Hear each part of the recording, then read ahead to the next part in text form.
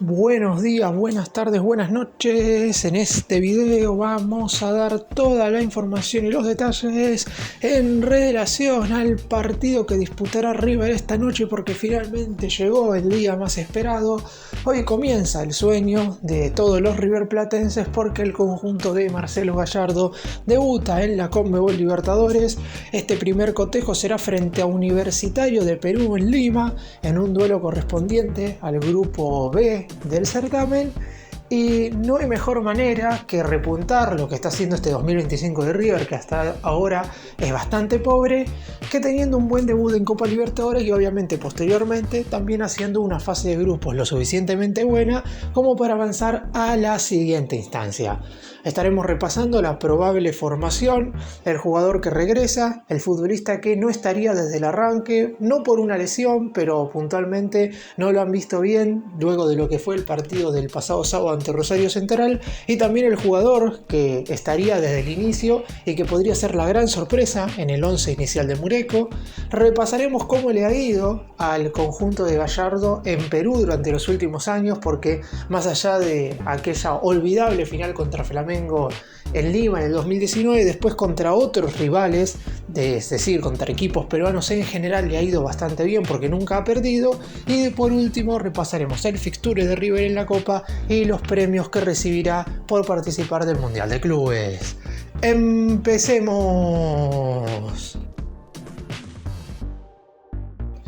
Vamos a comenzar con la probable formación, con el 11 que estaría parando el entrenador de River, con algunas dudas teniendo en cuenta que el rendimiento de ciertos futbolistas no está dejando la mejor sensación, y eso provoca que el DT tenga que cambiar cuando a lo mejor en un principio no tenía la idea de hacerlo, porque la idea de Gallardo era poner, no voy a decir exactamente el mismo 11, pero sí un equipo bastante similar al que jugó el pasado sábado ante Rosario Central, y rotar recién dentro de 3 días, cuando River tenga que jugar frente a Sarmiento en Junín por el torneo doméstico. Sin embargo, el bajo nivel de algunos futbolistas el fin de semana pasado ha obligado al entrenador básicamente a tener que mover algunas piezas. Nombre por nombre, repasando el 11 que estaría parando Marcelo Gallardo: en el arco estaría Franco Armani, la línea de 4 defensores, Fabricio Bustos en el lateral por la derecha, Gonzalo Montiel lamentablemente no llegaría para este partido. En la dupla central ingresaría Paulo Díaz, teniendo en cuenta que no jugó el fin de semana a causa de que, como había disputado 180 minutos con la selección chilena en la fecha FIFA, decidieron que lo mejor era que descansase, sabiendo también que ahora a River se le viene una seguidilla, empezando desde hoy, de 7 partidos en 25 días, es decir, promedio de un encuentro cada 3 días y medio. El chileno volverá a la saga y veremos si comparte dupla central con Germán Pesela o Lucas Martínez Cuarta. Ahí aparece la primera duda, teniendo en cuenta que los dos zagueros tuvieron un nivel paupérrimo el sábado en el Estadio Monumental. En el lateral izquierdo seguiría Marcos Acuña. En la mitad de la cancha sí habría una gran repetición de futbolistas, porque en relación a los que jugaron el pasado fin de semana, repetirían Enzo Pérez, Rodrigo Aliendro y Franco Mastantuono. Se agregaría a la mitad de la cancha Kevin Castaño, por lo que River hasta podría pasar a jugar en una especie de 4-3-1-2, y lo que se agregaría es un delantero más. Borja jugaría seguro, teniendo en cuenta que más allá de que no solamente no está teniendo un buen nivel, sino que no es de esa clase de atacantes que le gusta tener a Gallardo en el 11 titular, pero la realidad es que es la única referencia de área. Desde la lesión de Roberto, River no tiene otro futbolista con esas características, y además teniendo en cuenta que Colidio acaba de volver una lesión, lo mismo que Driussi, Borja va a estar desde el arranque, y la incógnita aparece en quién compartirá también delantera con el jugador cafetero. Podría llegar a ser Colidio y Driussi, que son dos que se han recuperado. En el caso del primero recibió la alta médica, pero todavía no ha sumado minutos, mientras que Driussi sí ingresó en la segunda parte de volante central. O la tercera alternativa, y me parece que es la que yo escogería por lo menos para este partido, es que juegue desde el inicio el juvenil Ian Subiabre, que el otro día disputó 45 minutos y se dio el lujo de convertir su primer gol en la máxima categoría del más grande frente a Rosario Central. Es decir, haciendo un resumen en general, las dos dudas de Gallardo se basan en quién compartirá saga con Paulo Díaz y en quién compartirá delantera con Borja. Y un jugador que no mencioné, y creo que la mayoría se habrá dado cuenta, es Maxi Meza. Si bien es cierto que no se le vio en el mejor nivel contra Central, no fue el peor jugador ni de cerca el pasado fin de semana, y Gallardo no tendría motivos para sacarlo si no fuera por una cuestión netamente física. De hecho, en el segundo tiempo del duelo frente al elenco de Rosario, la razón por la que salió terminó siendo un golpe que sufrió sobre el costado derecho. En su momento, en la segunda mitad, fue a trabar fuerte de abajo, si bien fue él quien terminó cometiendo falta sobre el hombre del conjunto rosarino, terminó también sufriendo un golpe importante que le valió salir reemplazado. Y de hecho, terminó siendo peor esto no solo por el hecho de que Meza, quien no estaba haciendo el mejor partido pero tampoco el peor, tuvo que salir, sino porque el que ingresó fue Manuel Lanzini, que prácticamente no hizo absolutamente nada en los 20 minutos que estuvo dentro del terreno de juego. Debido a este golpe, y como no quieren correr ningún riesgo en relación a que algún futbolista sufra alguna lesión por la enorme cantidad de encuentros que va a tener River durante este mes de abril, lo más probable es que Meza no juegue desde el arranque. Aún así, viajó a Perú con el resto de la delegación, no hubo ningún inconveniente en ese sentido y va a estar sentado entre los relevos, y si en el segundo tiempo el muñeco lo necesita para dar vuelta a la historia o para hacer que descanse a algunos de los que normalmente son titulares, no habrá ningún inconveniente en que Meza ingrese un rato, pero mejor no sobrecargarlo como para que ese golpe no pase a una gravedad mayor. Total, si no juega como titular este partido, tranquilamente puede estar desde el arranque el sábado y también en el cotejo del martes. River prácticamente no va a tener descanso, 3 partidos en 6 días el equipo del muñeco, teniendo en cuenta que la segunda jornada de esta fase de grupos de la Copa Libertadores será el próximo martes ante Barcelona en el Estadio Monumental. Pero volviendo a lo de Meza, es cierto que necesita tener más continuidad en su nivel, porque hasta este momento el único partido que ha sido verdaderamente zafable para el mediocampista ha sido aquel ante Atlético Tucumán, y es un jugador del cual se espera bastante más, sobre todo porque River necesita mediocampistas que metan goles. Ya de por sí no tiene jugadores en la mitad de la cancha que conviertan, y esto se nota mucho sobre todo ante la falta de claridad que están teniendo los delanteros en los últimos meses. Así que esperemos que Meza pueda recuperar esa cuota goleadora, que si bien no ha sido constante desde que está en River, por lo menos el año pasado, en el segundo semestre del 2024, algunos tantos ha convertido, como por ejemplo aquel golazo ante San Lorenzo.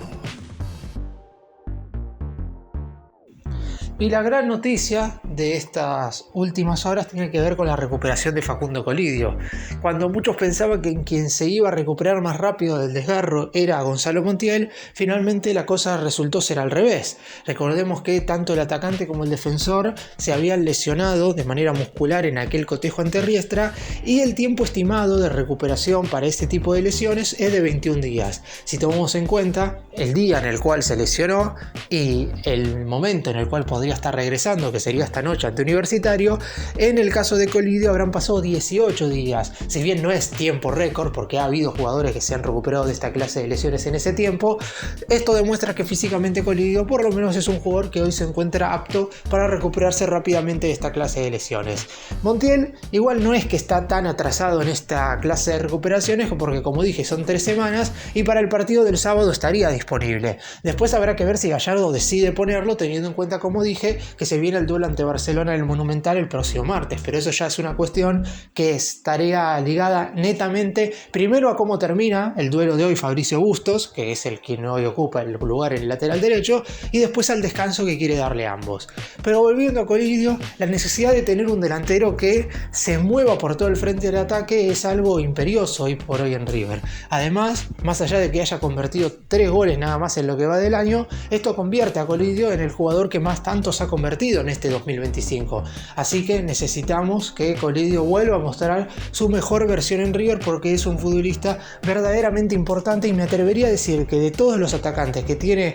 el más grande en la plantilla es el que más se adecua a lo que pretende el muñeco en el caso de formar con un solo delantero. Como dije, igual la idea de Gallardo es poner a 2 puntas, y por eso tiene chances de acompañar a Borja, más allá de que yo creo que quien debería estar desde el inicio es Subiabre, y teniendo en cuenta que Colidio vuelve una lesión, aprovecharlo en el segundo tiempo, viendo cómo se va desarrollando el partido. Uno cree que River se va a hacer cargo de la pelota contra Universitario de Perú, pero no hay que subestimar al rival, y estaría bueno tener un jugador de las características de Colidio ingresando desde el banco de suplentes. Así que por suerte está bien, viajó con el plantel, recibió la alta médica a la espera de que pueda sumar sus primeros minutos. Si la semana que viene, ya luego de una semana de haberse recuperado, me lo vuelvo a imaginar como titular.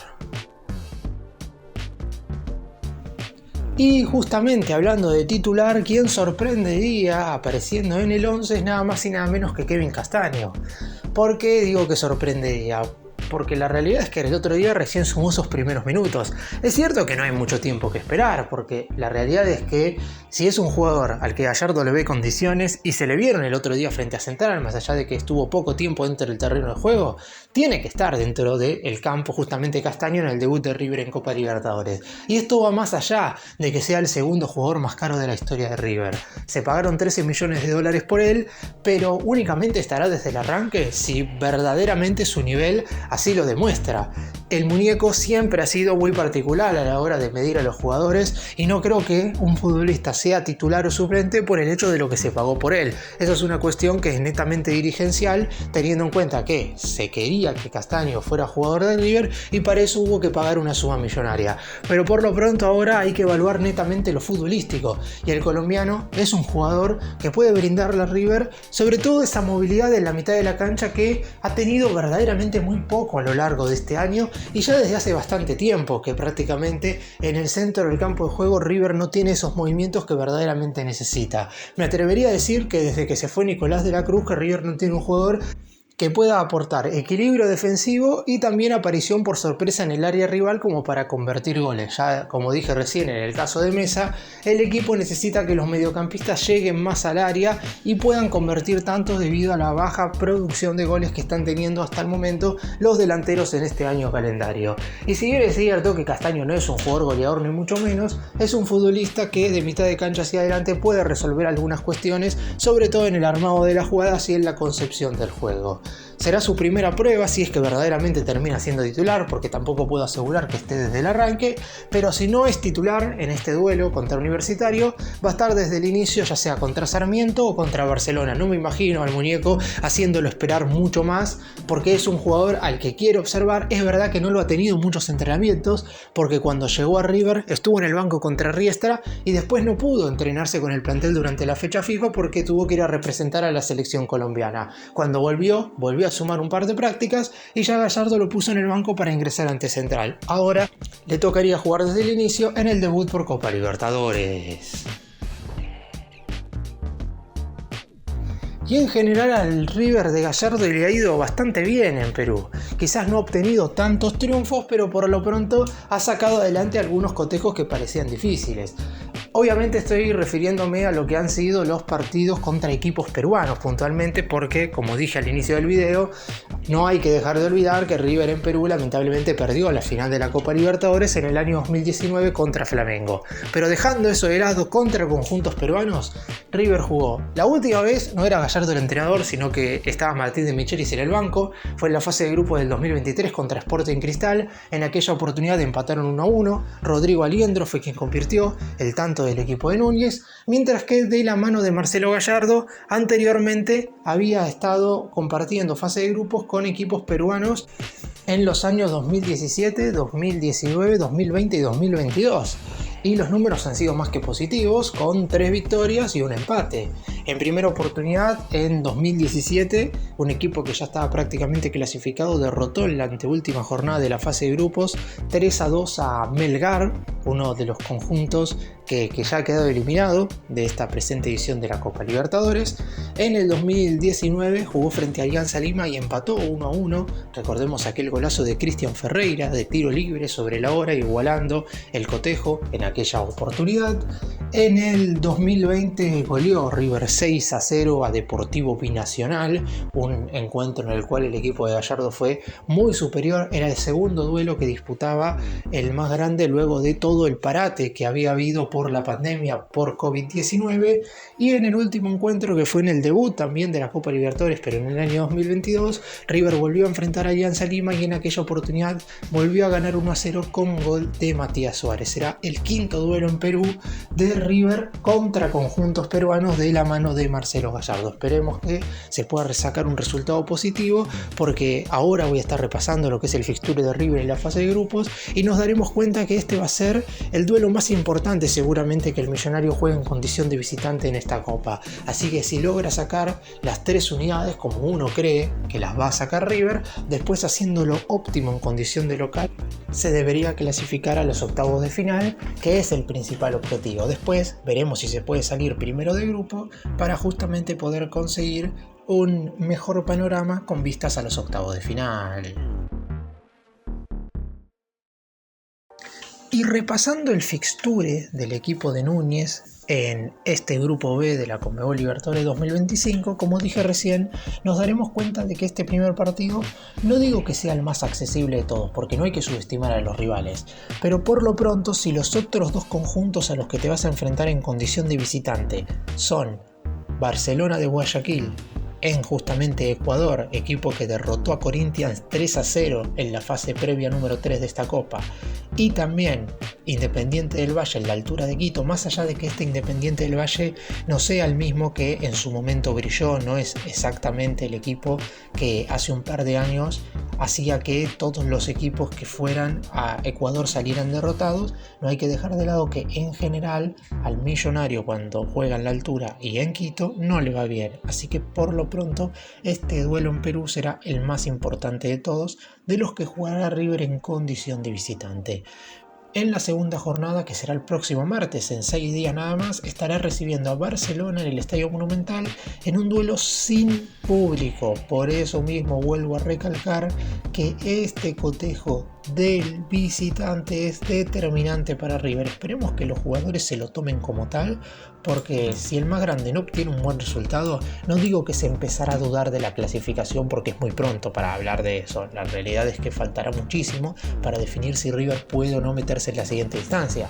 pero si no ganas en Perú vas a estar obligado a ser perfecto en condición de local, y siempre algún puntito se puede llegar a perder. Después de jugar el primer duelo en el Monumental, River estará jugando los siguientes 2 partidos, es decir, las jornadas 3 y 4 en condición de visitante, primero contra Independiente del Valle en Quito y después contra Barcelona en Guayaquil. Y por último, los 2 cierres que tendrá River sí van a ser en casa, ya con todos los hinchas en el Estadio Monumental. Estará enfrentando por la quinta jornada a Independiente del Valle y cerrará en la sexta frente a Universitario. Es un fixture que ya se conocía, sabiendo que los cabezas de serie ahora juegan de esta manera. Empiezan de visitante, segundo partido de local, después 2 seguidos fuera de casa y cierran siendo anfitriones en los últimos 2 encuentros. Así que por lo pronto lo que faltaba decidir eran los rivales de River. En esta circunstancia yo creo que el equipo de Núñez, si logra arrancar fino en esta Copa, no habrá nada que lo detenga para meterse en la siguiente instancia, y por eso mismo hay que arrancar de la mejor manera en este cotejo en Perú. Y ya está confirmado al 100% el dinero que recibirá River por participar del Super Mundial de Clubes de la FIFA. Había muchas dudas en relación a cuál iba a ser el monto total que iba a recibir cada conjunto sudamericano que participara de este certamen, y finalmente la FIFA, con Gianni Infantino a la cabeza, terminó confirmando que cada conjunto sudamericano que participe del torneo va a estar recibiendo un total de 15 millones de dólares, un monto más que importante, sabiendo puntualmente que en el caso de los equipos de Sudamérica, si bien no participan únicamente del certamen por lo económico, era muy relevante saber cuál iba a ser el monto total que iban a recibir, porque la realidad es que una de las razones era sacar diferencia en relación a los otros equipos de Sudamérica que no van a participar de este torneo, y recibir ya de por sí 15 millones de dólares por el simple hecho de participar. Después, ahora voy a estar contando los otros premios que podrían estar adquiriendo dependiendo de qué tan lejos lleguen del torneo, pero ya de por sí esto es muy importante y es un monto que si bien no es el que se había mencionado en su momento, porque se llegó a hablar de que podían recibir hasta 50 millones de dólares, 15 millones no deja de ser un dinero más que interesante. Después, tal como sucede en la Conmebol Libertadores, cada club puede recibir un extra dependiendo de la cantidad de partidos que gane en la fase de grupos. En el certamen continental en el cual River estará debutando esta noche, por cada encuentro ganado recibe una suma de 330.000 dólares. Es decir, puede acumular casi 2 millones de dólares extra si es que gana los 6 partidos de la fase de grupos. Complicado, pero puede llegar a pasar. De hecho, River en el 2024 ganó 5 de los 6. En el Mundial de Clubes, por cada partido ganado en fase de grupos, cada club acumulará 2 millones de dólares extra y por cada partido empatado 1 millón de dólares más. Es decir, que si River le gana al Urawa Red Diamonds de Japón y a Rayados de Monterrey de México, que no digo que sea lo lógico, pero es algo que se espera que suceda, se estará adjudicando el equipo de Núñez 4 millones de dólares más. Y por acceder a los octavos de final son 7 millones y medio de la moneda estadounidense extra. Así que, suponiendo el recorrido lógico de River, si logra ganar 2 de los 3 partidos en fase de grupos y accede a los octavos de final, estará jugando en total poco más de 25 millones de dólares. Para cerrar y hacer un breve resumen de todo lo que mencioné en este video, está claro por lo pronto que River tiene que sacar un buen resultado en este primer partido, teniendo en cuenta la dificultad que van a tener los otros 2 duelos en condición de visitante. Es más, me atrevería a decir que River sí o sí tiene que empezar con 6 de 6 en los primeros 2 cotejos de Copa Libertadores para no sufrir en el futuro y no estar obligado a tener que sacar unidades una vez terminen estos primeros partidos, porque yo creo que igual, y más allá de no ganar en este primero de los cotejos, después el elenco de Gallardo va a sacar adelante la clasificación, pero es mejor, si se puede no sufrir, sería muchísimo más positivo. Por lo pronto, el muñeco todavía duda en quién va a ser el acompañante de Paulo Díaz en la defensa y en quién va a ser el acompañante de Borja en el ataque. Mesa estaría en el banco de suplentes por el golpe sufrido el fin de semana pasado y Colidio ya se recuperó y recibió la alta médica, pero también estaría entre los relevos. Quien sería titular sería el colombiano Kevin Castaño, que estaría jugando por primera vez desde el arranque con el manto sagrado.